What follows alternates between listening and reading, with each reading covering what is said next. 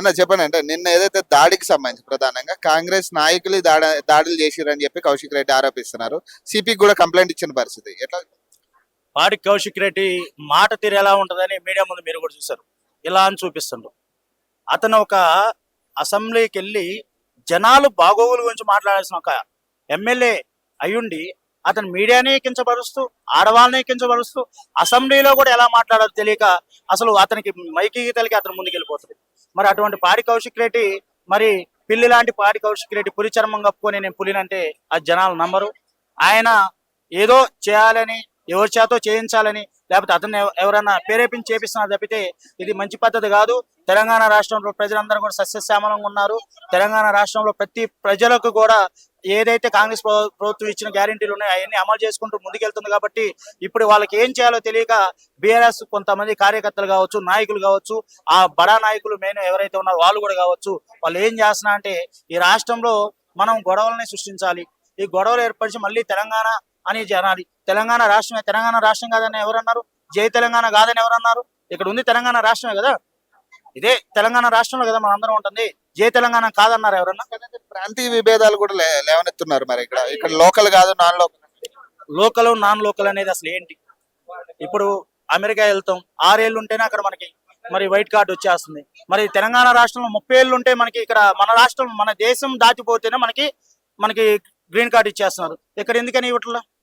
అంటే ఇట్లాంటి, అంటే ఎక్కడా కూడా ఏ రాష్ట్రాల్లో కూడా లేని అటువంటి గొడవలు కేసీఆర్ కుటుంబం ఓన్లీ జనాల జీవితాలతో ఆడుకొని జనాల ప్రాణాలను తీసి ఈరోజు సీఎం 2 సార్లు అయ్యిండు. మరి తెలంగాణ రాష్ట్రం ఏర్పడి నుంచి ఇప్పుడు దాకా చూసినట్లయితే తెలంగాణ రాష్ట్రంలో మరి ఇన్ని రోజులు గుర్తురాని లోకల్ నాన్ లోకల్ అనే కమ్యూనికేషన్ ఈ రోజు ఎందుకు గుర్తుకొస్తుంది? మరి పాడి కౌశిక్ రెడ్డి మాట్లాడితే మరి పెద్దలు అనేవాళ్ళు దీన్ని ఎందుకు ఖండించడం లేదు? మళ్ళీ ఈ రోజు ఎమ్మెల్సీ గారిని వాళ్ళని వీళ్ళు వేసుకుని మరి ఇంటి మీదకి దాడికి దిగుతూ అంటున్నారు. మరి దాడికి దిగుతా అంటే పెద్ద దాడికి దిగడానికి కూడా మేము దేనికైనా రెడీ. ఇప్పుడు వాళ్ళు 11 గంటలకు వస్తా అన్నారు, 11 గంటలు దాటిపోయింది. మరి ఏం నెక్స్ట్ కార్యాచరణ ఎలా ఉండదు?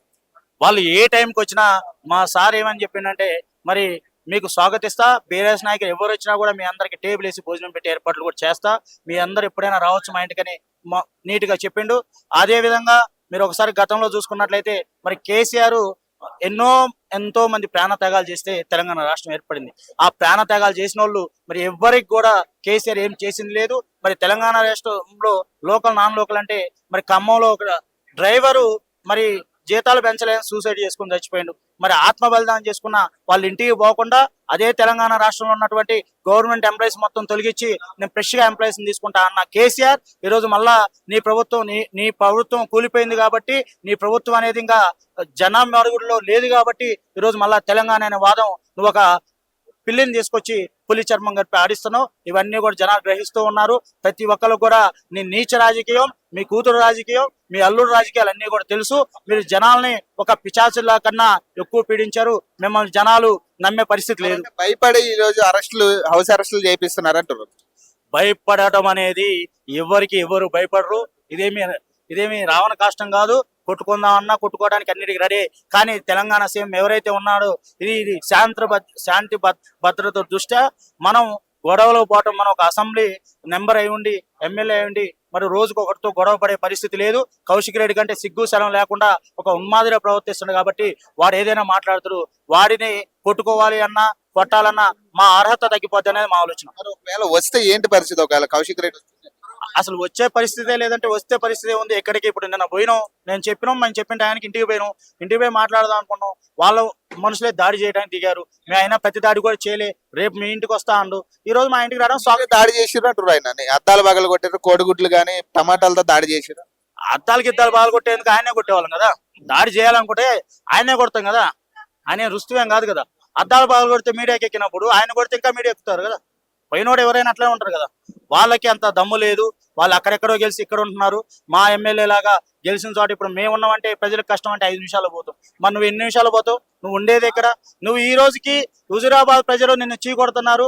నువ్వు ఒక ఛాన్స్ అంటే నీకు ఇచ్చారు. నువ్వు వాళ్ళ నిన్న మీడియాతో కూడా మాట్లాడుతూ ఏటాలు రాజేంద్ర మీద గెలిచా అంటున్నావు. ఈ విషయం కానీ వాళ్ళు కానీ ఒకసారి పరిగణనలో తీసుకుంటే అత్యధిక జనాభా ఉన్న కులం ముదిరాజుల కులం. మరి నువ్వు ఆ కులాన్ని కూడా దూషించే విధంగా నువ్వు మాట్లాడుతున్నావు. ఇది కరెక్ట్ పద్ధతి కాదు కౌశిక్ రెడ్డి. దీనికి నువ్వు తగిన మూల్యం అనేది చెల్లించాల్సి ఉంటుందని మరోసారి తెలియజేస్తుంది. మారకపోతే మరి కండుబా కప్పుకోవడానికి ఏమైందని కండవా కప్పుకొనని వాళ్ళు ఇప్పుడు వైరల్ చేయటప్పుడు నీ మెల్లో ఇంకో కండ తెచ్చి నేను వేస్తా, అవి నిజాలు అయిపోవు కదా. అఫీషియల్ గా స్టేట్మెంట్ వచ్చిందా, మీడియా ముందుకు వచ్చిందా, మీడియా ముందు వరకు బుకే ఇచ్చి కలిశారు, కండవా కప్పుకున్నట్టు ఉందా? కండువా కప్పుకున్న ఫోటోలు కూడా వైరల్ అవుతున్నాయి. కండ ఏదైనా ఏదైనా ఇప్పుడు ఒక కండ వేస్తే దాన్ని కలర్స్ మార్చడం అనేది మీడియాకి తెలుసు. అందులో దానికి మంచి గ్రాఫిక్స్ చేసే వాళ్ళు ఉన్నారు, పెద్ద పెద్ద అధినేతలు ఉన్నారు. అవన్నీ కూడా ఈ ఈ ఈ కాంగ్రెస్ పార్టీ అనేది చాలా మంచితనంగా ముందుకెళ్ళిపోతుంది. ఈ ప్రభుత్వాన్ని మనం ఏదే విధంగా ఈ ప్రభుత్వాన్ని మనం ఇబ్బంది పెట్టాలని చెప్పి వీళ్ళు ప్రయత్నాలు చేస్తున్నారు తప్ప మరో కారణం ఏమీ లేదు.